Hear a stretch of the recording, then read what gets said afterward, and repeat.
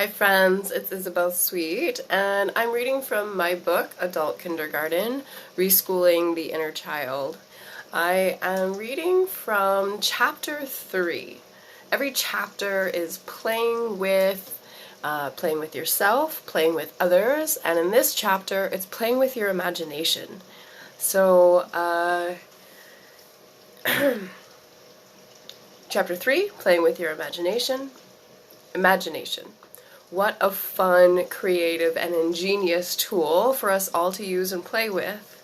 As children, we naturally and easily use our imagination. Children can take it very seriously, too, role-playing elaborate scenes and how these situations could go. They spend hours imitating others and practicing how to handle people and tasks.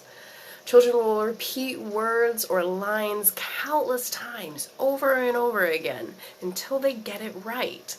Well, that's how we learn. Practice, practice, practice until you get it right. And just as easily, children can release the story as made up, change the story in an instant, and return to it later if needed. And some of us have lost the ancient art or practice of make-believe. We no longer role play or pretend what it might be like to explore beyond our current reality. However, we have become experts at repeating our patterns of the past. I already know how this will go, we tell ourselves, and then we become a self-fulfilling prophecy. Funny enough, if we have been a self-fulfilling prophecy, then why not change our stories to be more self-fulfilling? I would like to offer that we start to play with our imagination again, that we practice, role-playing with our imaginary friends. Our inner 5-year-old is our imaginary friend, as are our angels, ancestors, spirit guides, source. They live in the non-physical realm, but it doesn't mean they're not real for the time that we play with them. They're very real to us. They create the story with us. They have lines and roles and jobs to do. And so if you've not played with your imagination or haven't played make-believe in a long time, this may feel a bit funny at first, but that's okay and to be expected. We're just playing, we're just practicing, we're just role-playing what it could be like with no real expectation that it will be that way or that that's how things are actually going to unfold. Like children, we must be willing to release the story, change the story, and start again if needed. Like children, we can be in the moment, just enjoying the play and having fun with potential outcomes. Like fantasizing, picturing your wedding day or your first child. Most likely, it's not going to be exactly as you imagined it, but it is fun to pretend. And that's the goal here, is to just have fun.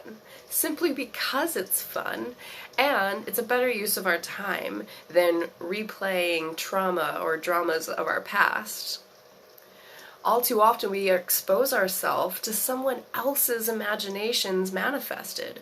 The movie you watch, the book you read, the song you listen to are all the result of somebody else using their imagination.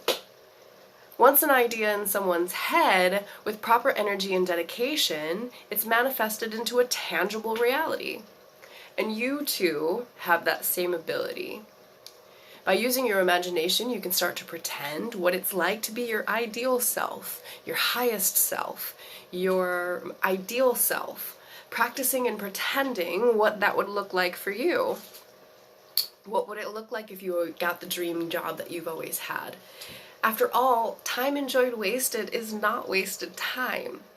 However, we can waste our time by always watching and listening to somebody else's thoughts and beliefs and realities. We can waste our time by always observing someone else's manifested reality, such as watching television, listening to the radio, or listening to music. When we don't spend time in silence, then we don't get to hear our own thoughts and beliefs manifest. And sometimes it can be scary because we can tend to think about the worst possible outcomes when we do stop in our silence. We can waste our imagination in the form of fear.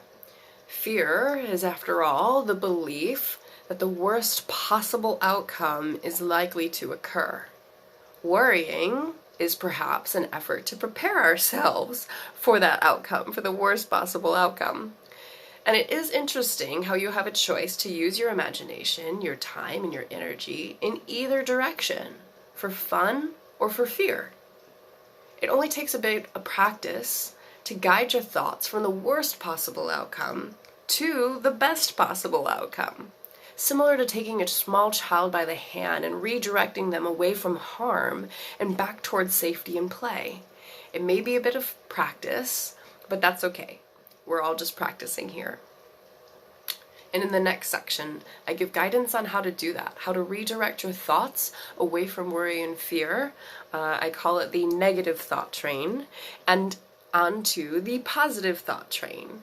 So I'll post a link to that video when that gets posted below, and I look forward to sharing more of my book, Adult Kindergarten, Reschooling the Inner Child, with you soon. Much love. Bye.